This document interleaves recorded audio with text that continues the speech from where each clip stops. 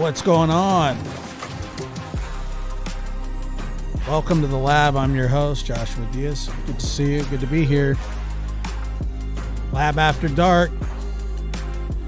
You know where it goes down. Right here.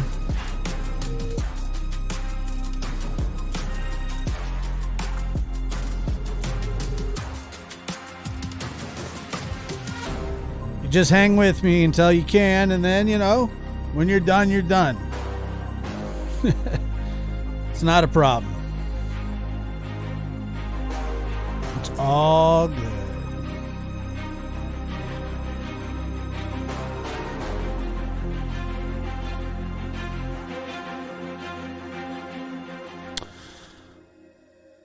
Welcome to the lab, everybody. I'm your host, Joshua Diaz. As I stated earlier, how are you today? It's good to be here. Good to see you. It's late. It's an impromptu live because that's how we do it here on the lab. A few things that I did want to address today. Give me 1 second. That's right, Sherry. No F's and stuff.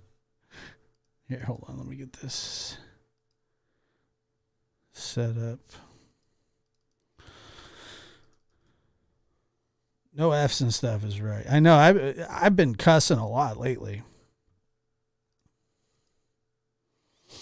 A lot. Which is not good, obviously. What time zone are you in? I am in California, so West Coast.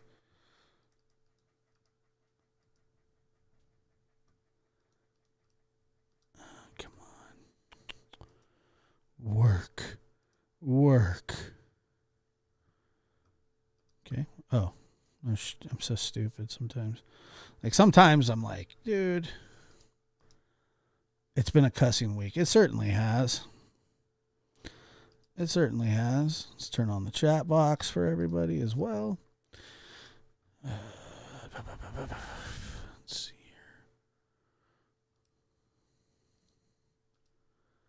here. Okay.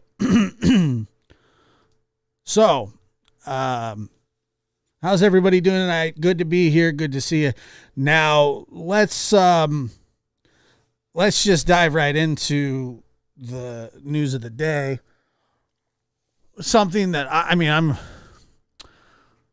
completely baffled by this news of the Nikolas Cruz Parkland shooter situation.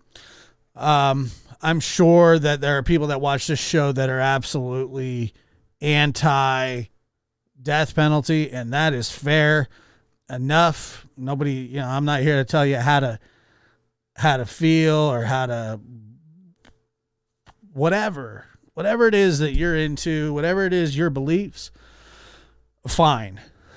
However, I will say this. If the death penalty was ever created for a human being, and if there was ever a human that deserved that death penalty, if there was ever a circumstance for that, Nikolas Cruz is the guy. Nikolas Cruz is the guy. 11 jurors decided that he be put to death. One juror decided that the mitigating factors of his terrible childhood should be taken into consideration, and that maybe capital punishment isn't necessary for Nikolas. Nikolas Cruz, make no mistake about it,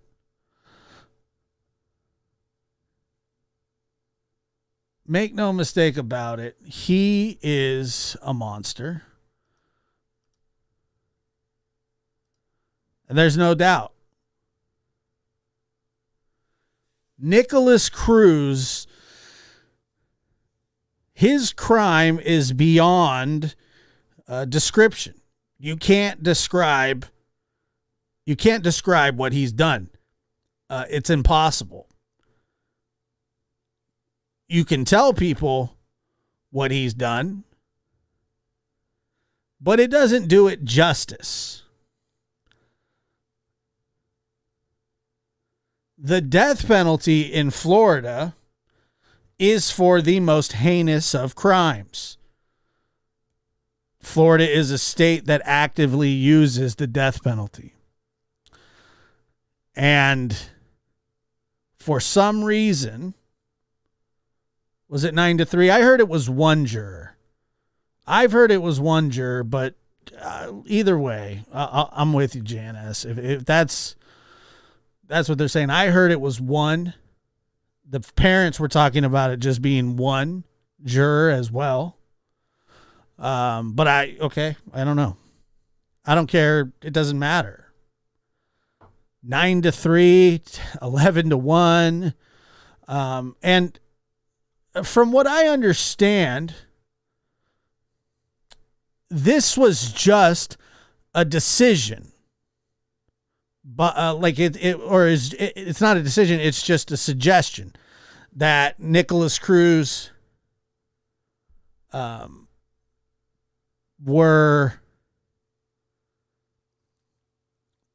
they should either put him to death or sentenced to life. And I believe typically that the judge goes along with what is said or with what is decided by the jury. But if the judge wanted to, I believe that she could overrule it. It doesn't sound like she's going to. It doesn't sound like she's going to. I don't necessarily blame her. But it's a head scratcher. It's an absolute head scratcher. The one thing that I am happy about in this case is we won't have to talk about Nikolas Cruz anymore. Nikolas Cruz is not the soft-spoken, overly large glasses wearing, moth chewed sweater, head down, jumpy kid that he believes he is. He's none of those things. He's not that person that he has portrayed to be in the courtroom. You can say that he's crazy. You can say that he's whatever. And I wouldn't even disagree with you that Nikolas Cruz is quote unquote crazy. Anybody that is willing to do something like this to kill,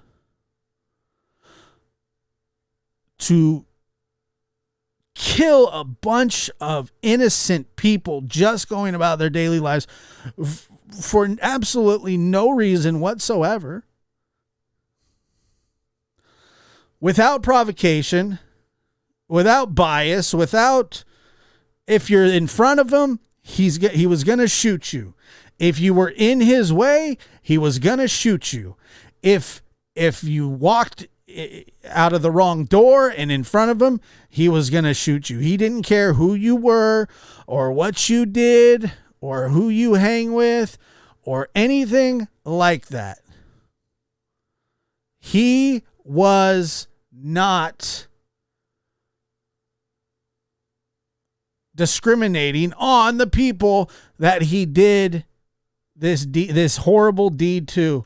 And these parents of this horrific crime, one of the worst crimes in I believe it may be the worst school shooting ever, besides maybe I think Uvalde might be now up there. Doesn't really matter whether it's 2 or 5 or 10. And none of that actually matters. So that doesn't matter. But the fact, like, if you know anything about this, and, you know, it has been a while since this has happened, this sicko, Mr. Nikolas Cruz, set up a tripod in the hallway, a gun tripod, and put his assault rifle on it and just fired away. I mean, it was, like I said, no provocation, no discrimination. He wasn't going after quote unquote bullies. He was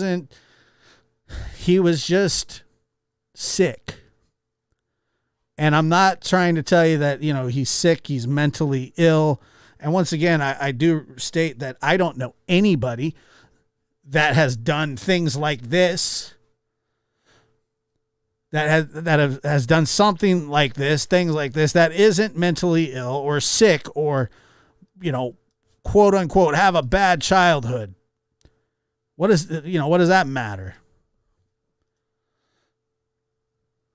Ali says, please drop the mister. You know, it's funny they say that. It's really, I'm really being sarcastic. I don't find him to be any kind of sir or mister, or, you know, he's a monster. He's a creep. He's a freak. He's a weirdo.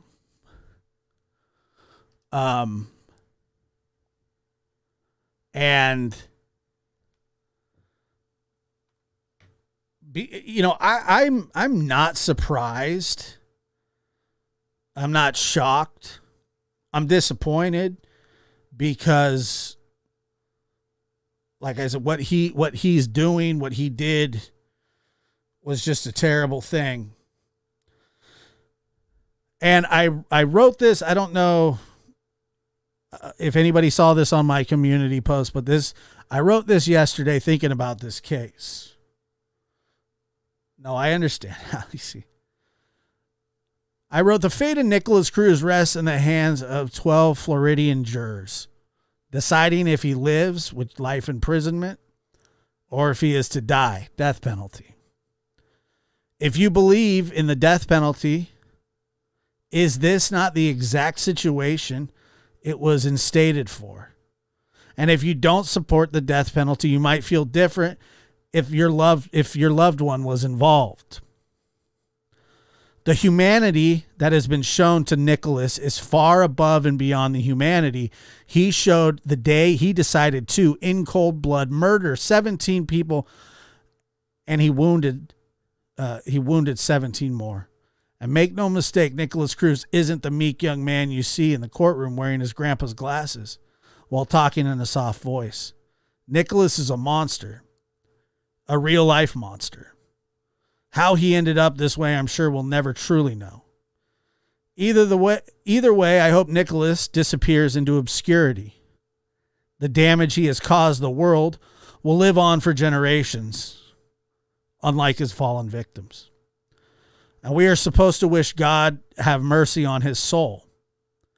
However, I'm going to skip that sentiment and pass it on to the surviving victims.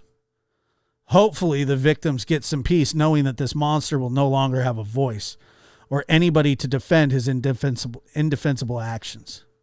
James Holmes, Dylan Roof, Eric Harris, and Dylan Klebold, make some room for your creation. Your Frankenstein, if you will. As scary as Frankenstein was, it's not fair to lump him in with these social rejects. And that's what they are. Social rejects.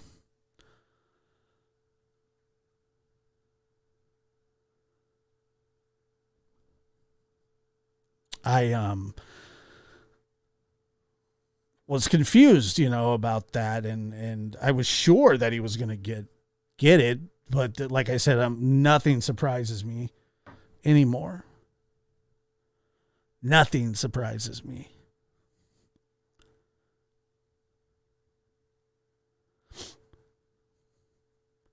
Yeah, he was obsessed with Columbine. He was obsessed with the Aurora shooting. He was obsessed with violence and to scaring people. He was, that's what he did. That's what he did. And like I said, I understand that there are people that do not support the death penalty. And like I said, I understand that. I get it. You know, the biggest problem with the death penalty, as shown today, is that it is not administered fairly. I'm not anti-death penalty, but it needs to either be used properly or not, because there are people, even in Florida, who have done far less of heinous of crimes, and they get the death penalty. I was reading about one earlier. A man shot a gas station attendant. It was a robbery gone wrong. And he rode the lightning.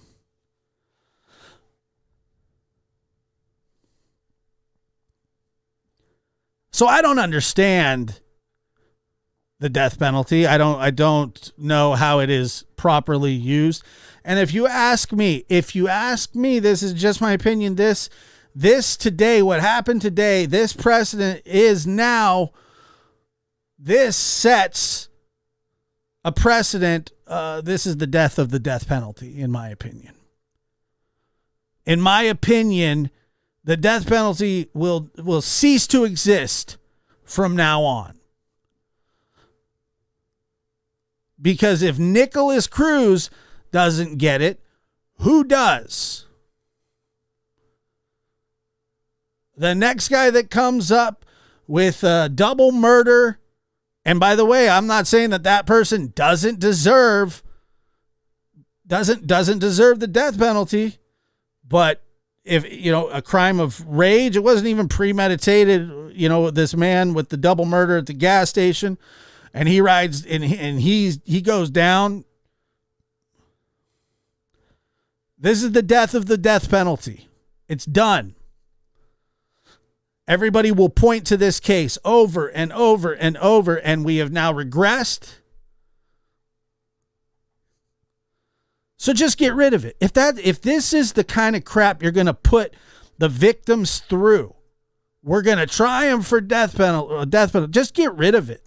If you're not going to use it right, Florida, Broward County, or where, I think it was Broward County, wherever the hell they are, get rid of it.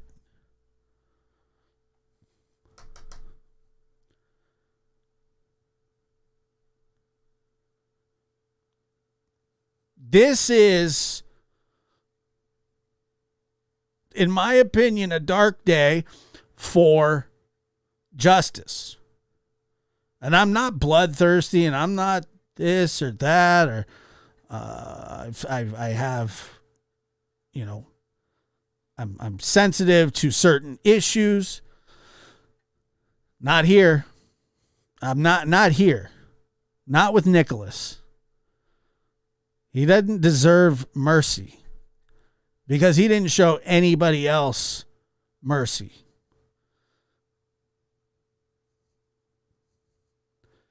It's a joke, is what it is.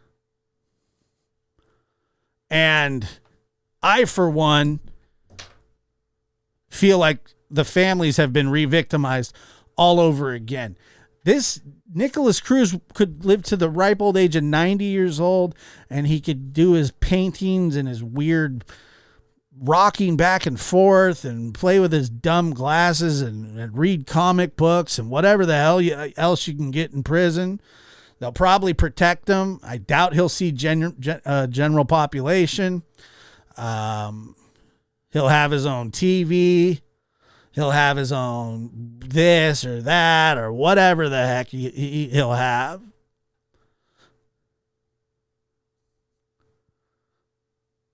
And once again, the victims' families, the young victims, they don't get that. They're gone. It's done.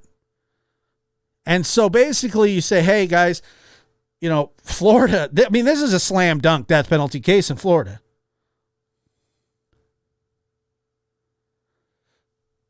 This is a slam dunk death penalty case in Florida. And I'm not saying whether you believe in it or not, whether you believe in the death penalty or not, it's immaterial.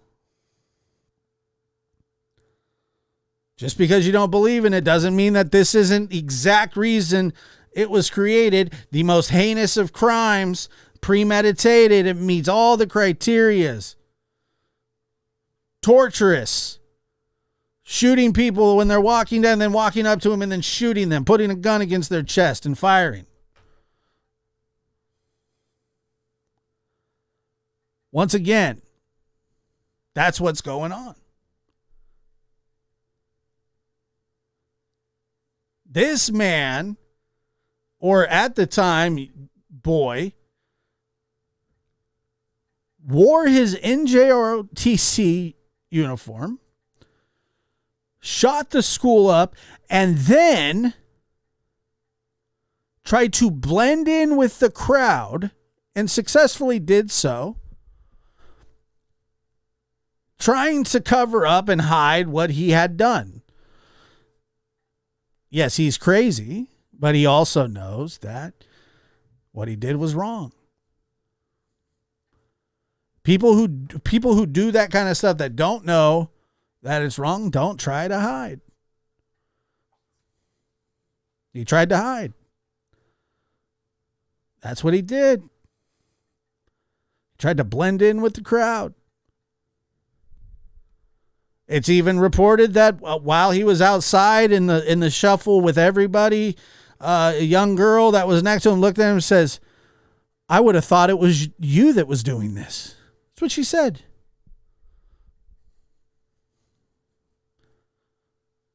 That's what she said to him.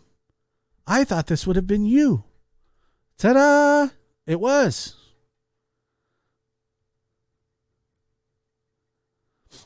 It was.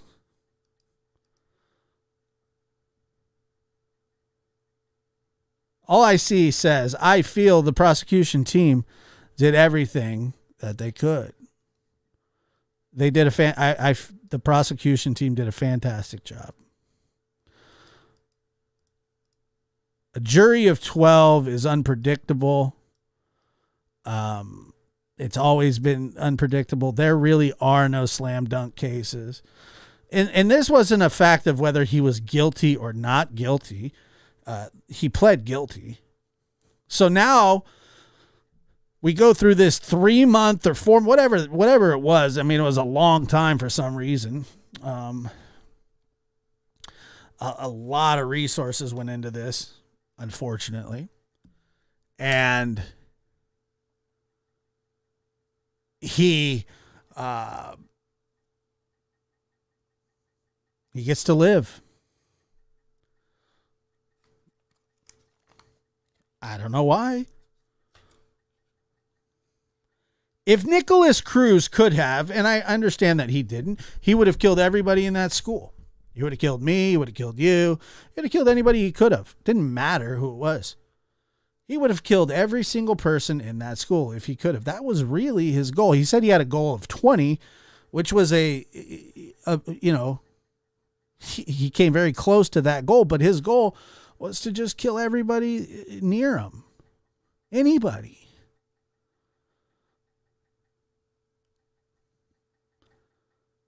It didn't matter who you were.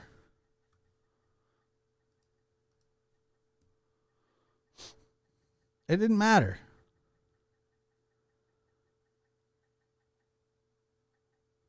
And to show him the kind of grace that was shown to him, well,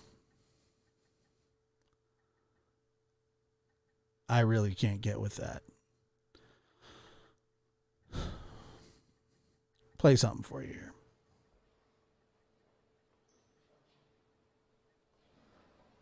Hi. My name is Lori Aldef. This is my husband, Dr. Elon Alhadef, and our daughter was Alyssa Alhadef, who was brutally murdered on February 14, 2018. We are beyond disappointed with the outcome today.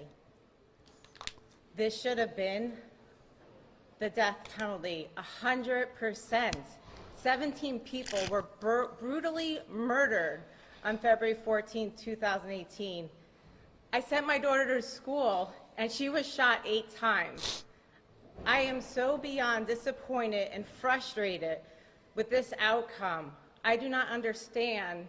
I just don't understand this. Dr. Allen. I believe she can, but she won't. I'm disgusted with our legal system. I'm disgusted with those jurors. I'm disgusted with the system. No, I don't think it is.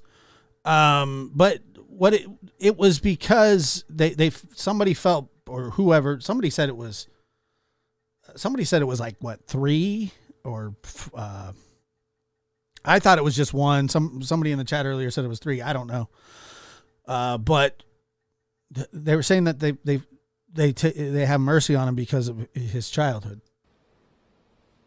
That you can allow 17 dead and 17 others shot and wounded and not give the death penalty. What do we have the death penalty for? What is the purpose of it? You set a precedent today. You set a precedent for the next mass killing, and nothing happens to you. You'll get life in jail. I'm sorry. That is not okay. As a country, we need to stand up and say that's not okay.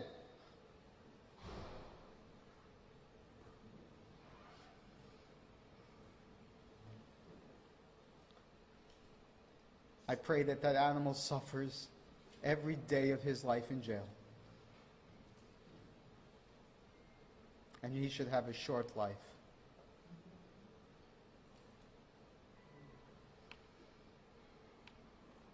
It's got to be such a disappointing day. 4 years you've been living this nightmare. And it's just, there's never going to be any closure. But this really wasn't the outcome you wanted. No, I mean, definitely not. I mean, it's been almost 5 years. We came here today, and it wasn't even a doubt in my mind that this would be the death penalty. I'm beyond disgusted of what happened, what occurred. And again, what is the death penalty for, if not for the murder and killing of 17 people? What would you ask jurors? What would you ask them if they were right here in front of you? What were you thinking? This isn't about your personal beliefs. It's not about your religious values. It's about the heinous crime that was committed. When they pick the jurors and knowing that this is going to be a death penalty case, they ask them, if this meets the standard, can you see your way to the death penalty? That's what they ask them. And obviously to get on the jury, you say, yes, I can. If indeed it meets the criteria, all 12 of them said, if it meets the criteria, then yes, I absolutely can see myself all the way. And by the way,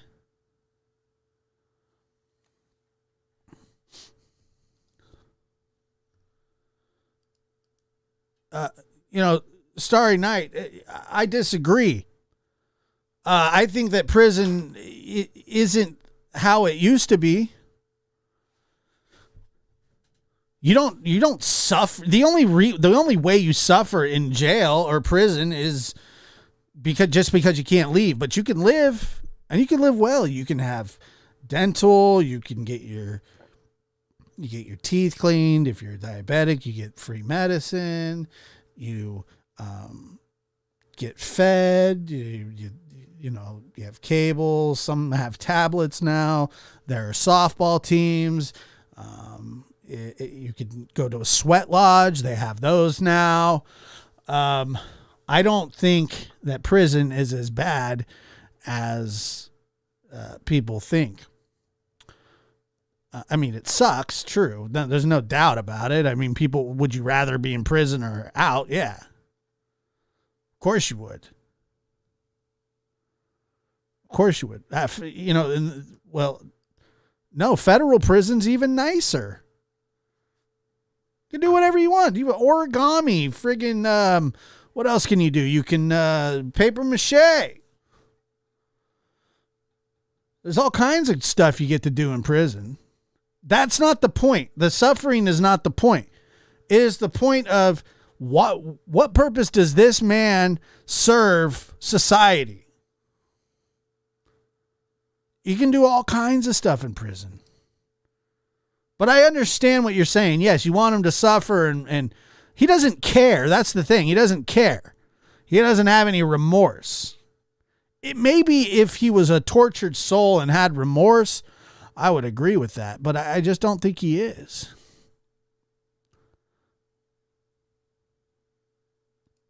There is no recovery. Jail's about rehabbing someone. There is no rehabbing. Is there any sense of relief that at least you don't have to come to court anymore? At least you don't have to see this guy anymore? Doesn't matter at this point. And We still have to go to the cemetery to go see our daughter. Do you think there was somebody on the jury, at least one person who, from the get-go, vote for your life, no matter what the evidence showed? Probably. Lord, you guys had to sit there for nearly 50 minutes and listen to them go count by count. Can you tell us what those moments were like? We sat there for over 12 hours waiting to find out our child was dead. And we just sat there being tortured by another hour waiting. This idea of the mitigating factors being his mental illness or this alcoholism syndrome, that did not outweigh the aggravating did not outweigh the fact that he may have been mentally ill. What does that mean to you? So that means that everyone that has a mental illness should go on a killing spree? That's what we're telling this society? That we're saying that's okay because you have a mental illness? Mental illness isn't cured. And he had antisocial personality disorder, amongst others, oppositional defiant disorder, but it doesn't give him the right to go and kill 17 children, 17 people. And I'm sorry, this is just not okay. Were you okay with how the state prosecuted the case? Or do you think they could have done anything differently to elicit a different sentence? I think the state did a great job. I don't think he likes that guy. That's the second question he's answered from that guy. I don't think he likes him at all, but I don't really blame him. I watched this man's impact statement in court, and it was tough to watch. Obviously, most of these are, but I want you to see. Hi, my name is Max Schachter. My little boy Alex was one of the 17 victims, and coming in here today, we thought we were going to get justice. We thought that finally the Parkland murderer was going to be held accountable for his actions, and up to this point, he had not. He was violent from age 3 years old. The teachers were scared of him. He was a menace in all the classes that he was in. He prevented all the other children from getting a good education. And all this time, they prioritized his rights over the rights of all the other kids in his classes. And we finally thought that we were going to get justice. He planned this out. Everyone saw all the evidence that the state presented. He did research. He planned this out. He wore a JROTC uniform to disguise his who he really was. He lied to the Uber driver so he wouldn't be found out, telling her that he had an instrument in there and he was in an orchestra. He is a sociopath And he did this. He planned it out. It was premeditated. He said his intentions were to kill 20 people. The only reason he stopped was because he couldn't find anybody else to kill. Right. He didn't think anybody was left in the school. Right. And Exactly. then he did this, and then for 3.5 years, he says he's not guilty. All of a sudden, he changes his mind, and he pleads guilty. He saw the writing on the wall. And we thought that we were going to get justice. We thought that he was going to be held accountable for his actions. All this time, he had no consequences. He was able to accumulate over 55 different disciplinary incidents in school. Law enforcement was at his house over 40 times, and he was never arrested. We thought that we were finally going to get justice for what he did to Alex and all the innocent others. And we're just devastated, my wife and I.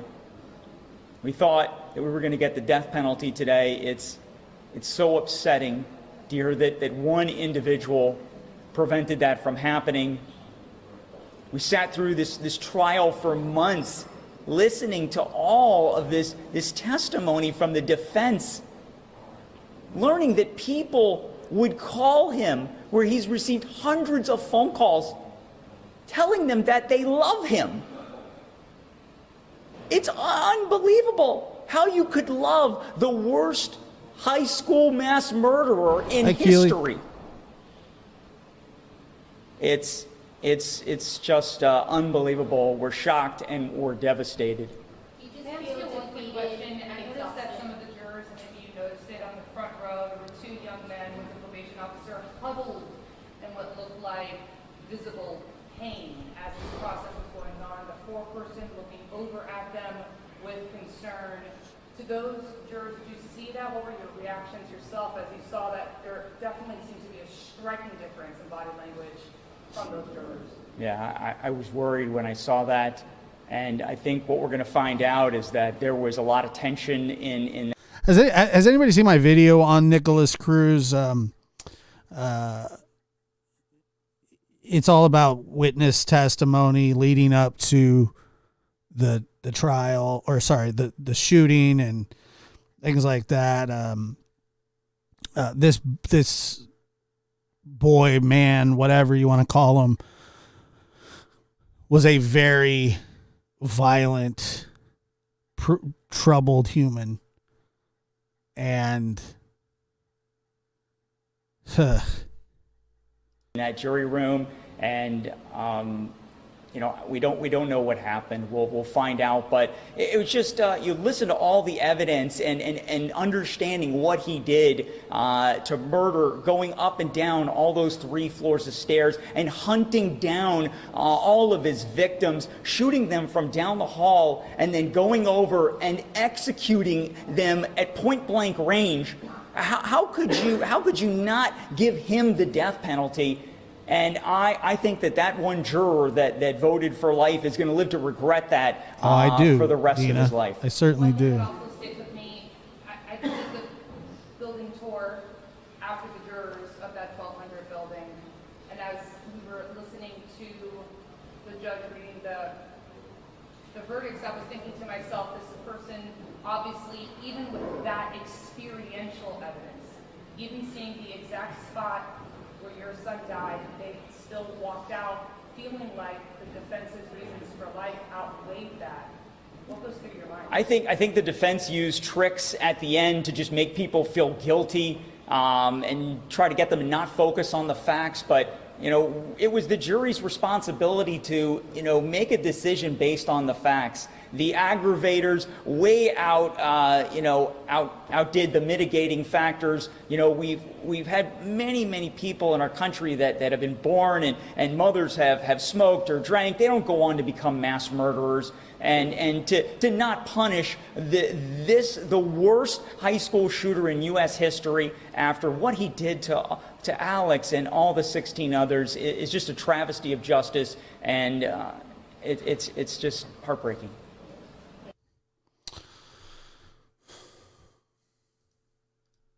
So foreign to you that you don't My husband, Chris Hickson, was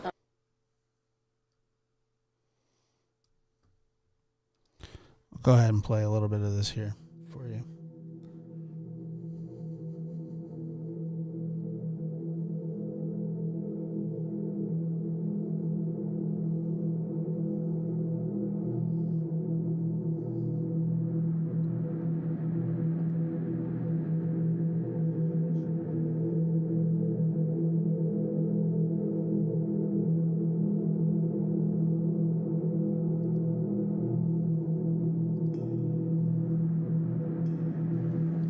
Imagine, it's the morning of February 14th, 2018. You get up for school, take a shower, brush your teeth, comb your hair, double check that you've put everything into your backpack you're going to need for school that day.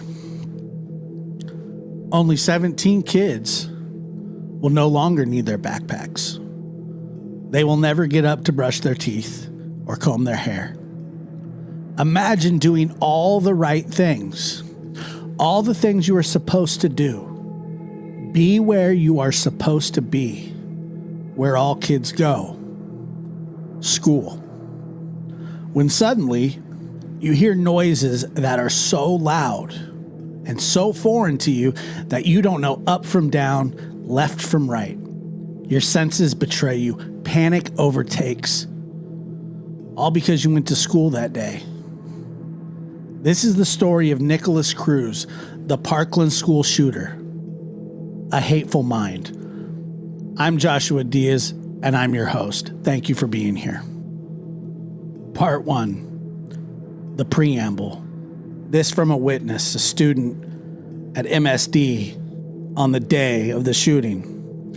He was not friends with Cruz, but he had been previously invited to Cruz's home, but he declined.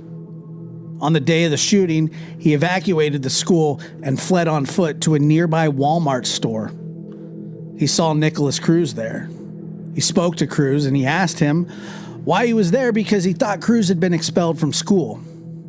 Cruz told the student that he was wrong and the school took him back as a student. The witness had no reason to not believe him, especially at that moment.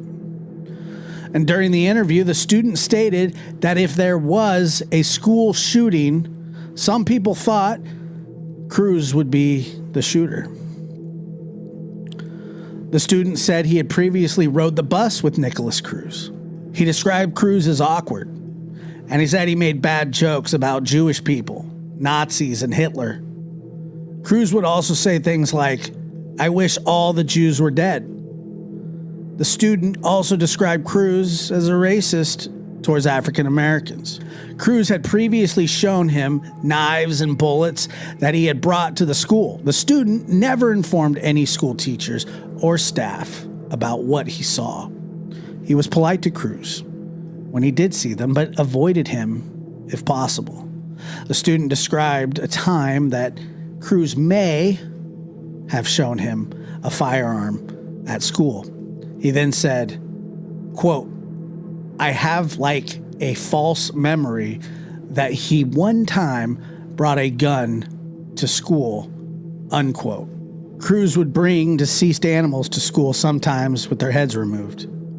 Cruz would show other students and was proud of the animals he had killed.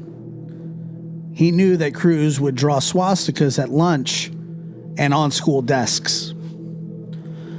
In a second recorded statement, the student stated the following about Cruz bringing a firearm to school. Question from the detective. "So he, Cruz, would actually show you the gun?" "He would show me the gun, but like I didn't want to do anything with them but my personal safety, yeah. I didn't want to like have anything to do with him. So I told him, like I tried to like talk him out of this, like, bro, stop bringing to school this stuff. You can get expelled. You can get in trouble." Some like he kind of listened to me, but from inside, he's just doing whatever he wanted. The student never reported any of his knowledge or concern about Cruz to anyone prior to the shooting. Here's a statement from a witness, a bank employee. This citizen is an employee of the bank where Linda Cruz conducted banking. Linda Cruz is the mother of Nikolas Cruz. And this banker had been there for about 8 years. She stated that Linda Cruz first came into her branch in approximately August of 2016. She estimated that between the first time they met and Linda Cruz's death in November 2017, they spoke on the telephone or saw each other weekly for at least 30 minutes. She was not personal friends with Linda and did not know her outside of her role as a bank employee. Linda was adamant about not using online banking, and she expressed concerns that her sons, Nicholas or Zach, would damage the house if she was gone. The witness described hearing Nikolas Cruz screaming at Linda Cruz while talking with her on the phone. She said that she heard Nikolas Cruz threaten to kill Linda and burn the house down. He reportedly told Linda Cruz to kill herself, but if she won't, he will do it for her and burn the house down with her in it so he can watch her burn. He further stated that then no one will stop him from what he needed to do. Cruz stated things to the effect that with Linda gone, he would be able to do whatever he wanted. The bank employee knew that Nikolas had directed Linda to kill herself, or that he would kill her. The witness heard much of what she described while Linda was physically present in the bank. Linda Cruz would use the speaker function on her cellular phone, and she could hear firsthand the conversations between Linda and Nikolas. On one occasion, she heard Nikolas Cruz scream on the phone because Linda would not go to the grocery store. She also detailed an instance when Linda Cruz had $7,000 removed from her online banking account. The witness saw Nikolas Cruz in person approximately twice. Linda told the banker that Nikolas Cruz was both verbally and physically abusive to her. She once noticed bruises on Linda's wrist. Linda stated that Nikolas had tried to get her purse and they physically fought over it. Linda said that she did not want Nikolas Cruz with her anymore once he was 18 years old, but she was in fear of what that would mean for other people. She also told the banker that if anything happens to me, you know it was Nick. Linda made her promise that if anything happened to her, that she would tell them that it was Nikolas. Linda described Cruz's behavior as secretive, and when she inquired, it would escalate, so she stopped asking. Linda Cruz tried to hide the Wi-Fi access at home because she was concerned about his internet activity. Linda searched Nikolas's history and learned that he had searched weapons. Nikolas told Linda he was going to blow up the school. Linda also told the witness that Nikolas had been kicked out of school, but it was not because of being bullied. It's because he was threatening people. Linda noticed the Wi-Fi and tried to hide it, but somehow he reset it so he could use the computer. The witness was told by Linda Cruz that if she tried to enter Nikolas Cruz's room, he would scream at her. She found knives in his room, but no firearms. Linda complained that Nikolas would intentionally leave food out to attract bugs just to make her life miserable. He would say, "Get off your fat ass and clean it up, or go kill yourself so that way we could all be happy." The banker asked Linda about police involvement or mental health to try to help her. Linda told the witness that Nikolas was very good at making people think that he didn't know what he is doing. Linda was adamant that he, Nikolas, knew exactly what he is doing, but played people into thinking that he had such a horrible life and he had been bullied and was depressed. But that was not the case. The impression she had was that Nikolas was highly manipulative. Linda Cruz had visited the branch shortly before her death in November of 2017. She looked upset, and the banker asked why she didn't just kick Nikolas out of the house.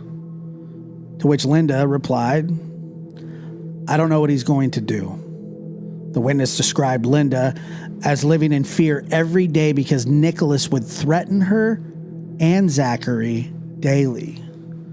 She further described the conversation with Nikolas was threatening to burn the house down, and Nikolas said, "They will really know me soon. Don't worry. They'll see." Linda Cruz told the witness that Nikolas had been kicked out of school because he had said he was going to go there and blow all those people away. She described his language as extremely racist. Nikolas Cruz had said something to the effect of, "It doesn't matter. They're going to think I'm crazy anyway." Linda Cruz called Nikolas Cruz evil. A short time after Linda died, Nikolas Cruz was in the branch with a female guardian and Linda's debit card. He provided the card to the bank employee. He had no emotion, and he said he wanted to know how to get the funds from that account. He asked how long it was going to take because he had things to do. The bank employee never reported any of the above information to anyone until she was interviewed after the shooting. And the next witness is a person who worked as a cashier at the Dollar Tree while Cruz also worked there. They were not personal friends. They did not date or do anything social. The witness described an incident involving Cruz when her mother was inside the store. A store policy prohibited employees from ringing up family members so they could not wait on her own mother for purchases. Nikolas Cruz rang up the other employee's mother and heard the conversation. The mother tried to talk with Nikolas Cruz about online schooling and things that could possibly help him. Nikolas Cruz responded by saying he could go shoot up Stoneman Douglas and he could shoot her too. This was the only time she heard Cruz say anything like this. She did not feel comfortable talking to him after that. The incident was not reported to law enforcement until after the shooting had happened on February 14, 2018, and the co-worker knew that Nikolas had been expelled from Stoneman Douglas. It was reportedly because he had brought a weapon in his backpack and been involved in a large fight. Another student of MSD provided a statement about what occurred during the shooting and in her class. She knew Nikolas Cruz because he had previously dated her friend. Cruz was abusive towards other females. She knew Cruz had killed frogs, lizards, and squirrels. Cruz reportedly hated frogs because his dog somehow died from a frog. She had heard that Cruz had brought knives and bullets to school, but didn't actually see them herself. But she was aware of previous posts made by Cruz of deceased animals and firearms. Cruz threatened this witness via Instagram in 2016 after his relationship with the other female had ended. Cruz told her that he would kill her, rape her, and hurt her family and kill all the people that she cared about. Cruz would sometimes throw things at her when they were eating lunch. She no longer had any messages or videos from 2016 saved. She said that Cruz had also threatened his ex-girlfriend's new boyfriend. And Cruz physically attacked the new boyfriend at school, possibly in late 2016, according to the witness. None of this information was ever reported to law enforcement until after the shooting had occurred. Another witness went on to say that he knew Nikolas Cruz from sitting near him in class during 2016-2017 school year. Cruz would look up the number 666 on the classroom computer. He looked at disturbing images. Cruz also looked up how to make a nail bomb. Cruz would make strange comments. He once remarked about the Pulse nightclub shooting in Orlando, Florida. Cruz said that he was glad they killed all those gay people. And this witness/student stated that Nikolas Cruz had intentionally destroyed other students' projects when no one else was present in class.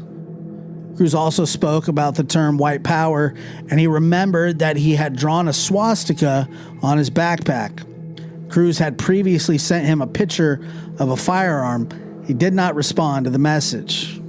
He also knew about the time when a teacher observed Cruz on campus in August of 2017. He heard that Cruz had been expelled to a different school, but did not have the exact details about why. None of this was reported to anyone until after the shooting. Another witness who had limited contact with Nikolas but was present on the day of the shooting described an incident in his freshman year when Nikolas Cruz displayed a knife to him and other students at school. He also described Cruz as fighting with other people. When this occurred was not clear, but this was not reported until after the shooting. And another witness/student had classes in his freshman year with Nikolas. Cruz showed him a picture of a decapitated cat. Cruz bragged about firearms and animals he had killed. Cruz had also joked about shooting up the school, but this information was never reported until after the shooting. Another witness who was employed at a firearm business recognized Cruz after seeing media coverage after the shooting occurred. He described a time when Cruz entered the store, and he may have been 17 years old at the time. He did not purchase anything on that visit. Cruz returned to the store a few months later after turning 18 with a female he introduced as his grandmother to purchase a firearm. He described the woman with Cruz as an older white female with white hair. Most likely Linda Cruz, but that cannot be confirmed. The employee completed the process for Cruz to purchase a firearm. The woman who had been with Cruz called the store the following day and told the employee, "Do not release the gun if I'm not present with him." He asked why and if something was bothering her about selling the gun to Cruz and that he had to know. The female caller, presumably Linda, said that it was just because he was young and to make sure he's safe and everything. The employee explained to the person presumed to be Linda that if Nikolas Cruz wanted to pick up the firearm himself, he would not stop him unless she provided a reason to do otherwise. She responded that, "No, he's fine. I just want to make sure he's safe. You know, he's young. The first gun." He sold Cruz the firearm, but it was actually released to Cruz by a different employee later that day. The employee later noticed Cruz in the store with other people dressed in camouflage. He noticed that Cruz had a swastika drawn on his left wrist with a pin or a marker. This was never reported until after the shooting. Another witness who was a friend of Linda Cruz. This lady had met Linda in approximately 2010. And here's her witness statement. Nikolas Cruz and the witness's son attended the same camp that year and became friends. Linda would call her hysterically crying over the telephone that the boys, Nikolas and Zachary, were abusive towards her. Nikolas Cruz made the friend nervous because of his obsession with firearms. She also knew that he would break things inside the home, punch the walls, and he had broken the television set. The witness described Linda as whispering when they would talk on the phone so Nikolas would not hear her and react negatively. Nikolas also struck her child on the head with a ladle. Linda had confided in her that she knew Nikolas would be living at home for the rest of his life. She just wanted him to graduate high school.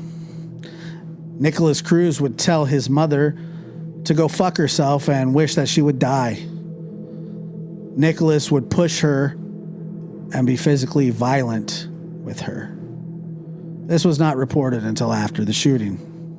The next is an acquaintance of Nikolas Cruz. He met Nikolas at a camp a number of years earlier. He attended the Off-Campus Learning Center, OCLC, at Tarvella along with Nikolas Cruz.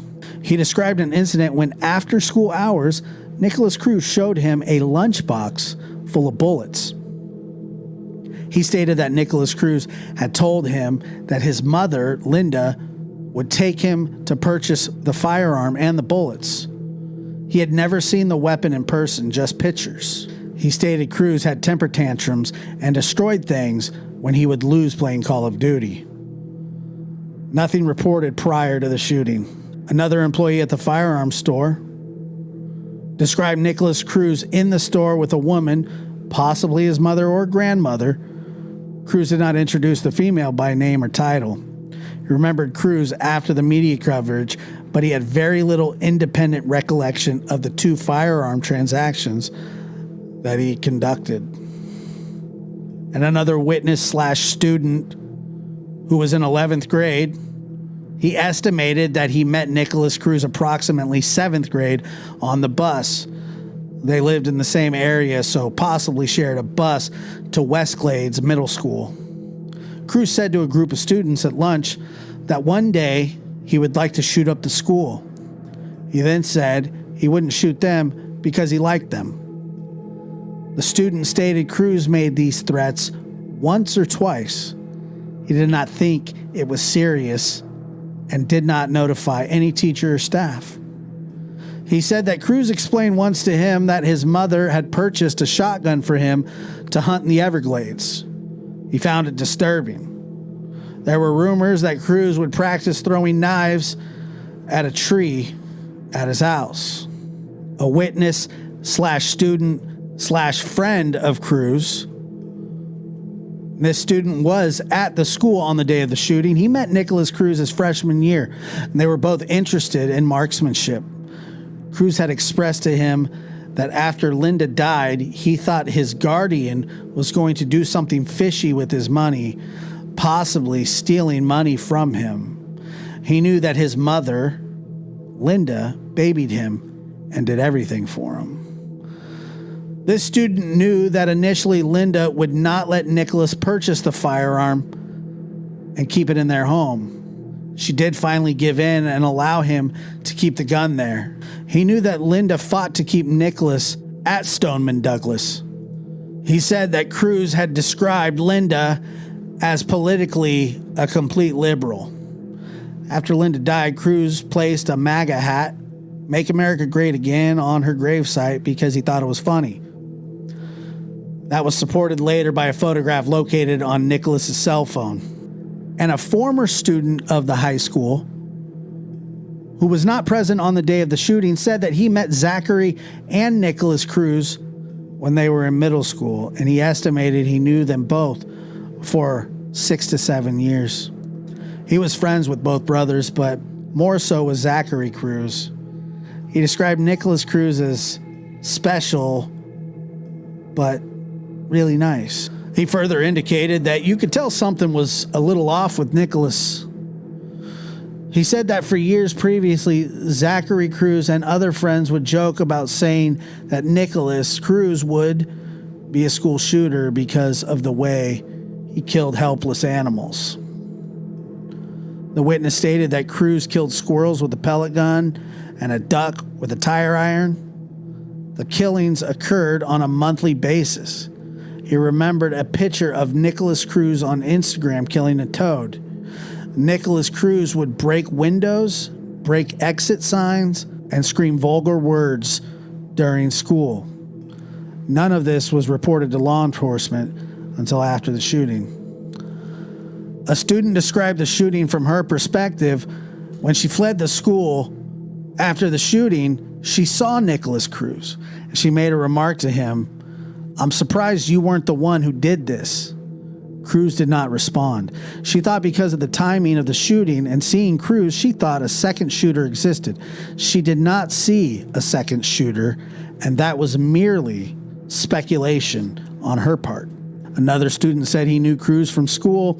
He had a class with him the previous year. They did not spend time together outside of school. Cruz showed him scars on his arms from cutting himself.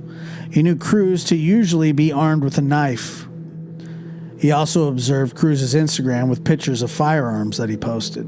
An 11th grade student who was there the day of the shooting said he met Nikolas Cruz once because they had a mutual friend. Cruz told him that he did not like black people and that he wanted to shoot them. This occurred in the first week of January 2018. Cruz also showed him some rifles that he had in his possession. This occurred at the Sneed residence. Another student who was present on the day of the shooting described Nikolas as the weird kid in middle school. Cruz would do things intentionally to make people laugh or do something weird. A different friend told her that she received a bird's head from Cruz. She remembered when Cruz kicked the window panel of a portable classroom as well.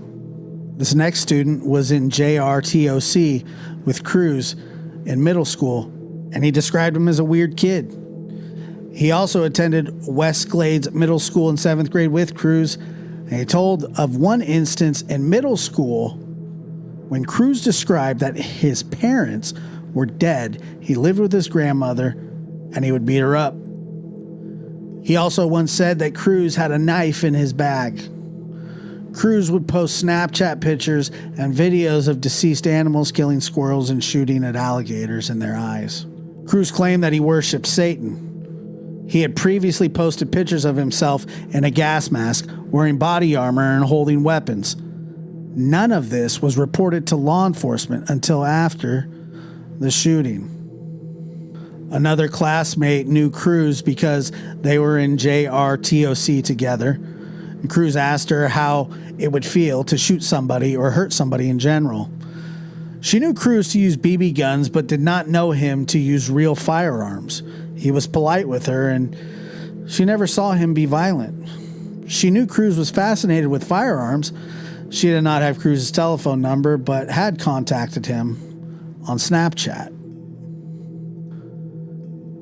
Here are some statements from some of the people interviewed who had knowledge of Cruz's troubling behavior and did report on it, but the information was not further acted upon or was limitedly acted upon. This student had class with Nikolas Cruz.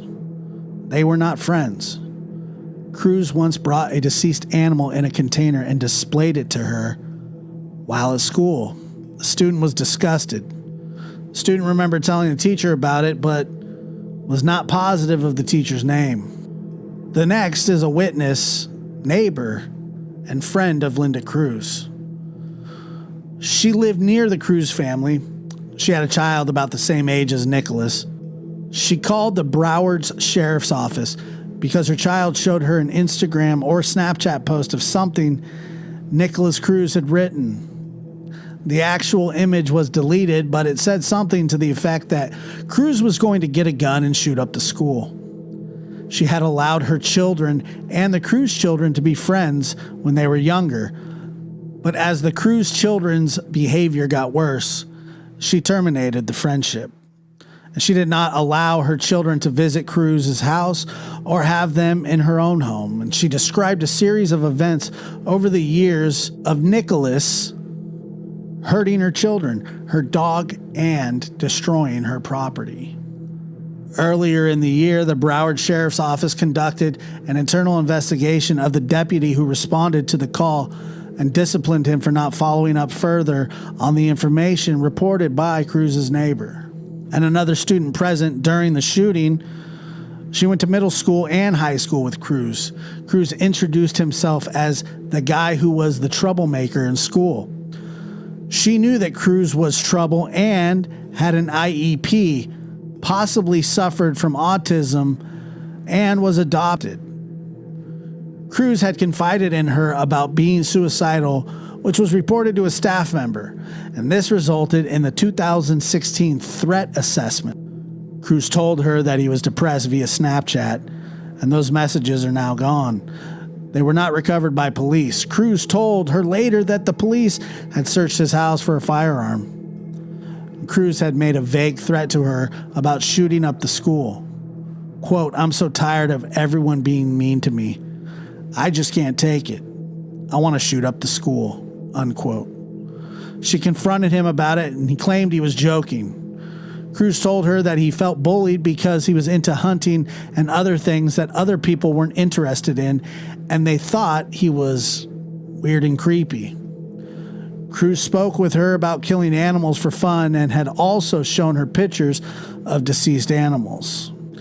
Cruz told other students that he liked to see people in pain.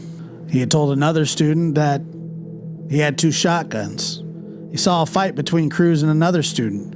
The student went with another student to the Student Affairs office to report his observation about Cruz. The student stated he met with and reported the information to Assistant Principal Jeff Morford. A deputy sheriff was also present when the student reported the information to Montford, but he does not remember the deputy sheriff's name. The student had seen an awareness video about odd behavior that should be reported to school staff and that caused him to act. The student stated that Morford showed the student a picture of Cruz and asked if it was him, and the student acknowledged that it was. According to the student, Morford told him that he should Google the word autism. Morford told the student that Cruz was being taken out of the school by his parent and did not have to worry about it. And another student went to the office with the previous student to report Cruz, but this student described going to see the principal, Ty Thompson, and stated that they told Thompson that Cruz was a threat to shoot up the school. The student stated that Thompson seemed disinterested and referred to autism. Other than claiming it was Thompson instead of Morford, this student's statement was consistent with the other student's account of the interaction with the administration. The student further stated that the administration, Thompson or Morford, did not take the report about Cruz seriously. And this student's mother became aware of the report about Cruz from her son and went to the school the next day. The mother claims she spoke with Thompson despite the other students' claim that it was Morford, and according to the mother, Thompson told her that if she wasn't happy with the way the school was run, she should withdraw her son. Both Morford and Thompson have been interviewed about this, and both deny that either student or the one student's mother ever reported Cruz's behavior to either of them. And teacher Sandra Rainey stated that Cruz was a student in her class during 2016-2017 school year. Cruz's behavior continued to deteriorate that year. The student told Rainey that Cruz looked up disfigured people on the internet and thought it was funny. It was also reported to Rainey that Cruz looked up firearms on the school computer. Cruz destroyed a different student's class project on purpose, and Cruz said he did not want the other students to receive a better grade than he did. And she also described a morning in August of 2017 when Cruz returned to the campus. Rainey saw Cruz on campus and made contact with him. She thought Cruz was not supposed to be on campus at all. She briefly and politely spoke with Cruz. She then immediately went to the office and notified AP Jeff Morford that Cruz was on campus, and according to Rainey, Cruz was located by an unknown staff member and removed from the campus without incident, as did with other students' assertion that he reported Cruz's behavior to Morford. Morford denied she reported to him Cruz being on campus in August of 2017. And on February 14, 2018, expelled student Nikolas Cruz entered Parkland's Florida Marjorie Stoneman Douglas High School and opened fire, killing 17 and wounding 17 others. He was dressed in a maroon shirt adorned with a school logo. Nikolas Cruz exited his Uber outside the campus at 2:19 p.m. He approached the school wearing a backpack filled with magazines and carrying a black duffel packed with his legally purchased AR-15 semi-automatic rifle. School staff had been warned after Cruz's expulsion for disciplinary reasons in 2017 that the troubled teen was a risk to student safety. When a staff member saw him outside, he hesitated to call a code red. The gunman was halfway through his 6-minute rampage before anybody issued a warning. And by then it was too late. Cruz entered the high school's freshman building on campus, which was mostly filled with freshman students, at 2:21 p.m. and unpacked his rifle in a stairwell, according to NBC Miami.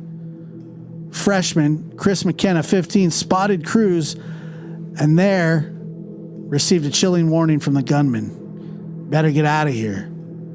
Things are going to start getting messy. McKenna ran outside where he spotted Aaron Fells, a coach and school secretary monitor, who took him to the baseball field 500 feet away and turned back to check it out. Cruz exited the stairwell into the first floor hallway, firing a stream of bullets down the corridor, shattering windows and shooting through doors. In just under 2 minutes, he had murdered 11 people and injured 13 others. He then headed upstairs. He was on the second floor for less than a minute, firing but hitting no one, before going to the third floor where he killed his last 6 victims and injured 4 more in the final 45 seconds of the attack. Terrified students ran for their lives. Others remained holed up, hiding in classrooms, closets, and bathrooms, desperate to reach their parents. Many began broadcasting the horror on social media through video and live posts. According to the South Florida Sun-Sentinel, Cruz left the hallway to the faculty lounge where he set up a bipod, like a tripod, on which to rest the gun, reloaded his weapon, and began firing like a sniper at the students fleeing outside. Only hurricane impact resistant glass in the windows kept the death toll from growing even higher. In all, Cruz's attack lasted less than 4 minutes and left 17 dead. At 2:28 p.m., just 7 minutes after entering the building, he ditched the rifle in another stairwell and left the school, attempting to blend in with the crowd of escaping students. The gunman successfully left the campus, running to a Walmart at 2:50 p.m., shopping at a Subway restaurant to get a drink, and eventually heading to McDonald's. He was apprehended shortly thereafter after being spotted by a Broward County police officer. The police officer said he looked like a typical high school student. For a quick moment, I thought, could this be the person who I need to stop? Officer Michael Leonard in an interview after arresting Cruz.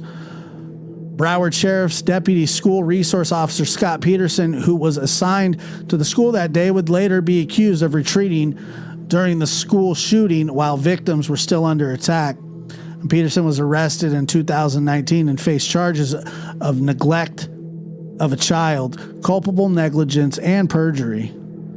The devastation felt by the Florida community, once considered the safest city in the state, was immeasurable. Previous school shootings throughout the country had prompted Stoneman Douglas and other schools to practice active shooter drills, and the school had employed an armed officer on campus. But it hadn't been enough to stop the carnage. Chants for no more guns broke out at a candlelight vigil. Over 1,000 people showed up to the funerals in the days after. Student survivors took to social media to make their anger known, giving interviews and becoming activists for gun safety and legislation. One student, David Hogg, went from school newspaper reporter to activist when his plea to legislators in a CNN interview went viral. 3 weeks after the shooting, Florida Governor Rick Scott, a supporter of the NRA, responded.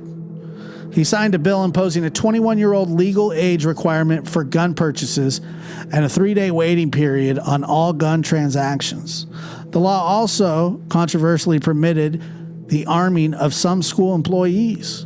It was the first time in 30 years Florida had passed any gun control measures, though many felt the legislation did not go far enough. Nikolas Cruz was charged with 17 counts of first-degree murder and 17 counts of attempted murder.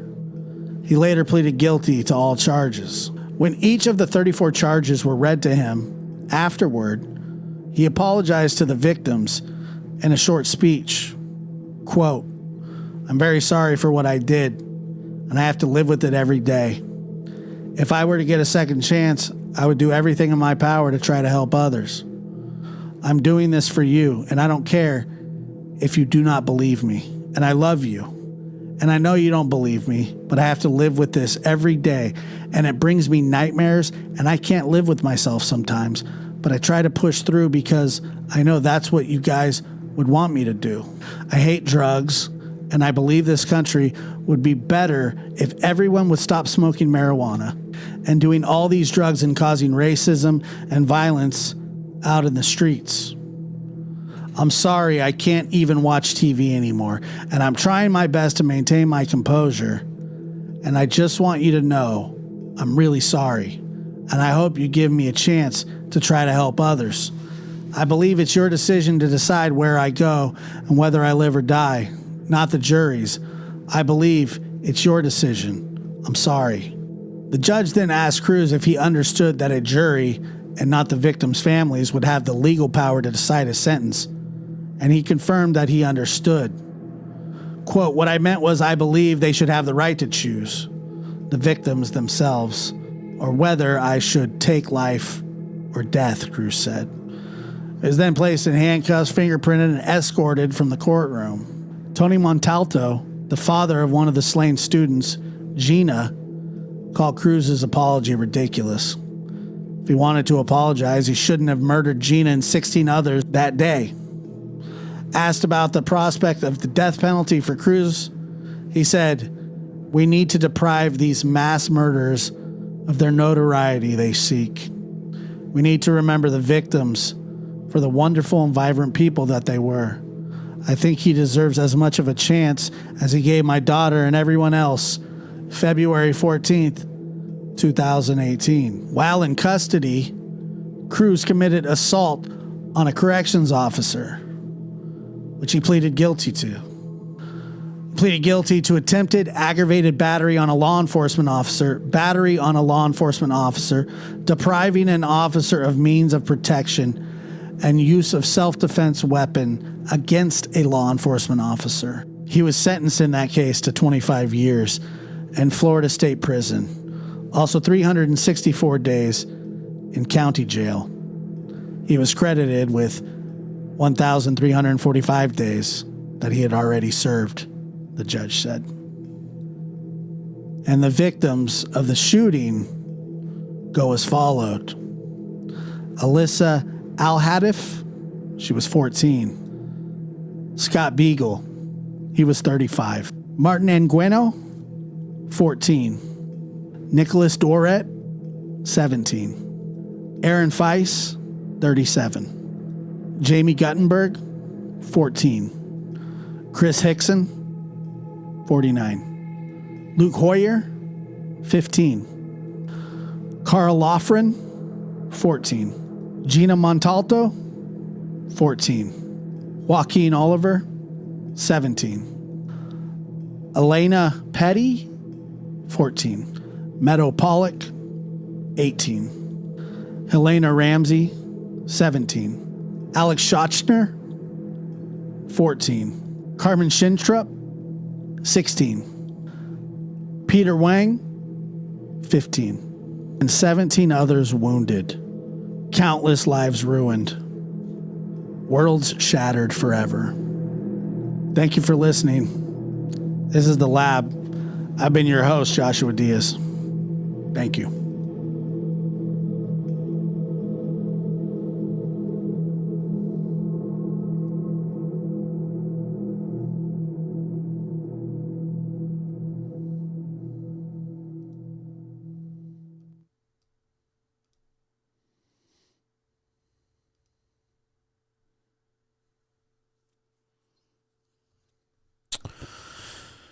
Let me see here.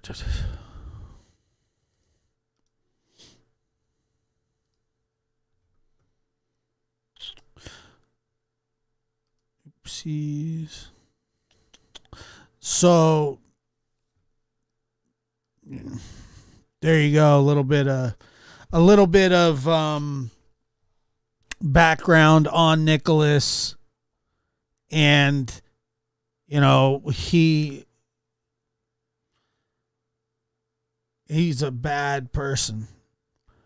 One of the things that stuck out to me, one of the biggest pieces of information that stuck out to me with Nikolas Cruz is how his mother said that he was a master manipulator and that people would think that he's crazy anyway. Sorry, I'll change. Let me find like he always has a really dumb look on his face. So it's, let me see. He does. He's constantly got a dumb look on his face. Here, let's there you go. Oops. Wait. I like.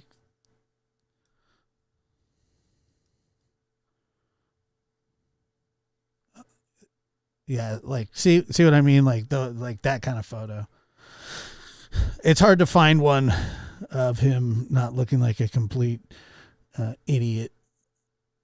Okay, well, that one's a little... I mean, they're all terrifying photos. He's a weird guy. Has anyone checked his scalp? Probably not. Yeah, I have trouble finding even a... Okay, well, there. I mean, whatever. It is what it is.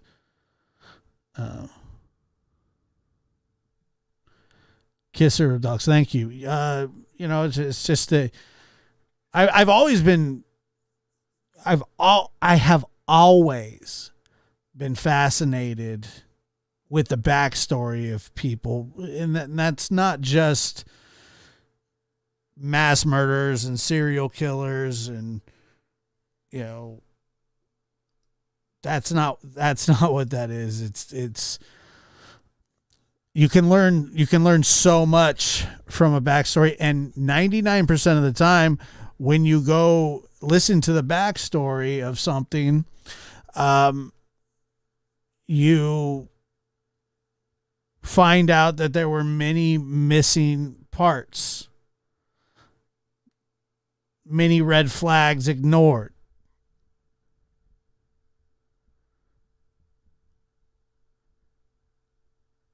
And that's exactly what happened in this situation.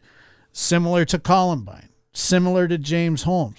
I'm telling you, James Holmes was ordering bullets through the mail, body armor. He wasn't even hiding the fact that that's what he was doing. He was so brazen about it. So brazen. One of the things that another project that I'm working on, and I'm just really trying to decide how to present it, are the basement tapes from Columbine. Now, the basement tapes are something. Eric and Dylan had little recordings of them in the basement talking about really terrible things, and so the videos themselves were never released by the FBI. They were never released by the FBI, but they were a transcript of them was released, and I've read it a few different times, and basically what I want to do is put it to words, to really people can really hear what was missed. And I'm not saying that they did these basement tapes out loud where other people saw what was going on, but they did act up. They had a hit list on a website. They had threatened to kill kids. There were a lot of signs, and there usually are. There usually are a lot of signs.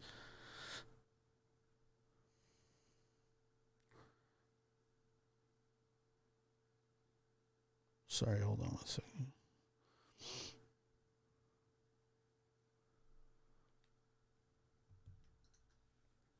And is that the comment Nick Cruz stated the person? No, I don't think so. No, the basement tapes are from Columbine, 99 or something, 98 or 99, I believe. Maybe 1998. But like all this information about this guy is out there on websites, and I'll have to link in the description one of the major sources that I relied on for this information. And first and foremost, some people don't like to read, and I understand that. I do like to read, but I also like to narrate and kind of bring stuff to life. That's one of the things that I kind of wanted to do here was, humanize in a way the situation where it wasn't just you look on TV and you see these people, but you don't really get a real feel for their life or who they are, or words written and words spoken. To me, there's a big difference. It makes a big difference.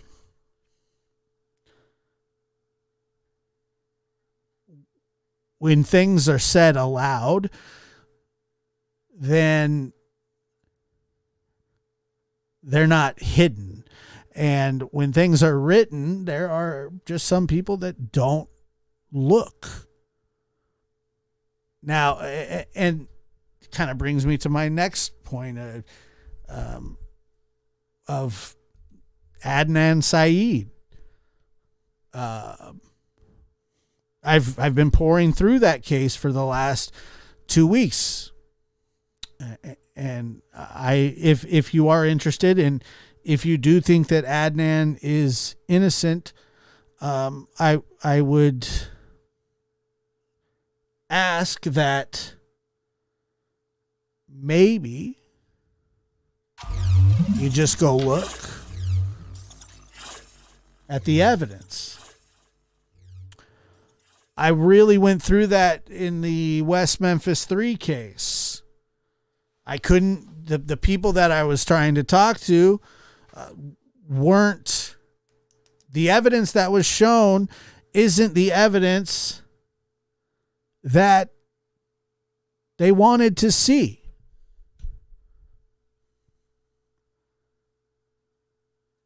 And so to bring this kind of stuff to life,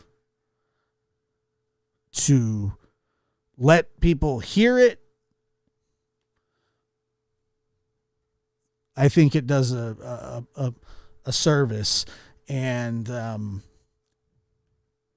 who doesn't like to listen to a book on tape? He doesn't, I do. Sometimes. But I do like to read as well.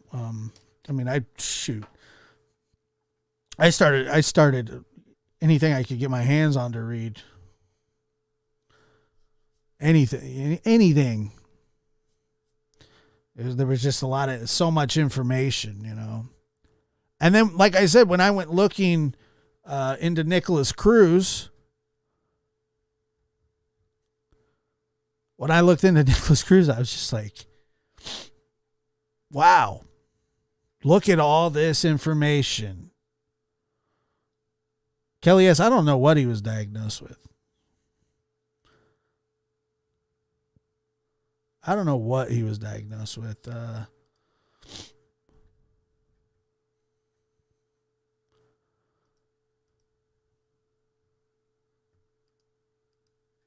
I believe, hold on. It's funny that you say that.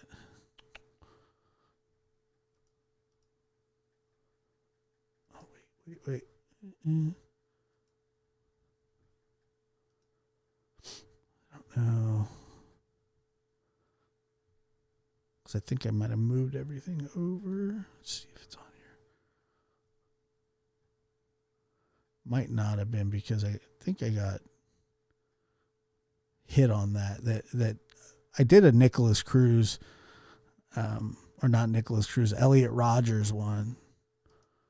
And look at those glasses.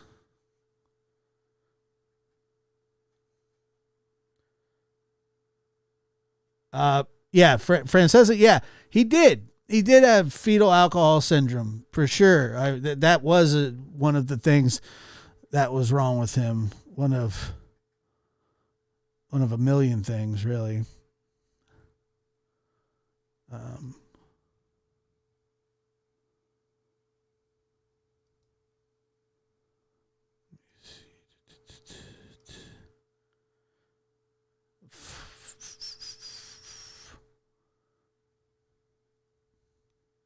Yeah, Elliot Rodger was a real peach too.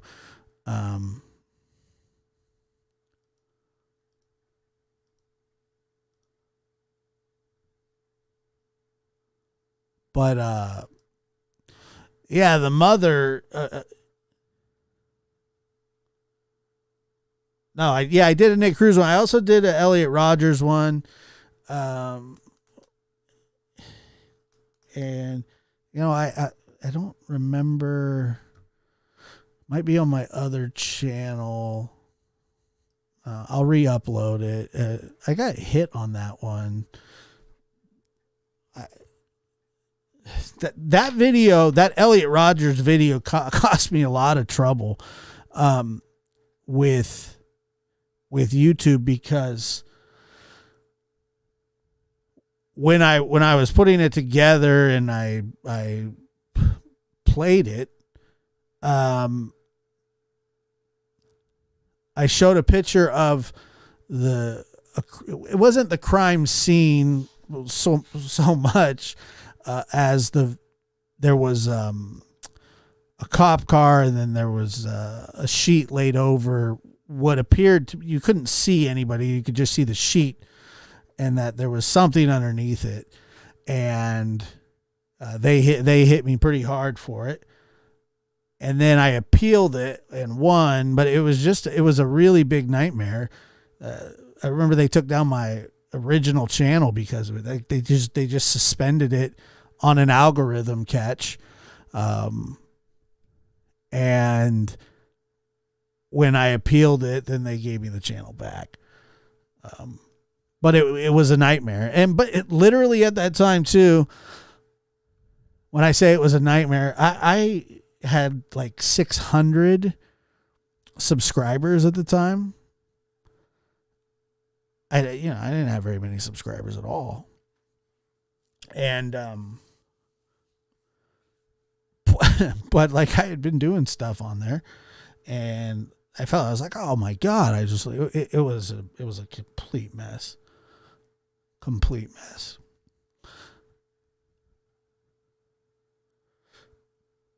Anti-personality disorder is the closest thing. Yeah, I know. So he had autism. I don't know what he was diagnosed with a bunch of different weird things, and he did have mental problems. There's no question. Yeah, I have all the videos. You got to be careful when I upload them, because I redid it, and but yeah, I'll there's a few videos that I need to put up here. Remember the first school shooting in Jonesboro? He started out. Yeah, Barb, he really did. I mean, look.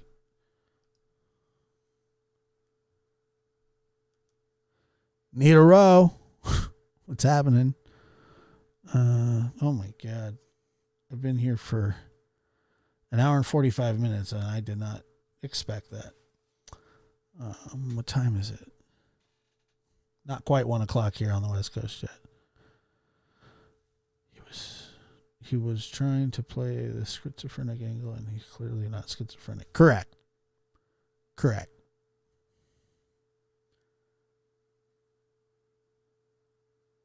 Anyway, thank you guys for being here tonight. I didn't talk about anything else because I guess I didn't really need to.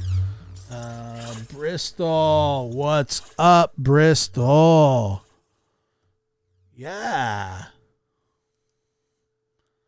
So I'll change the title of this, and then we'll talk about the other stuff on the flip, huh? Appreciate it.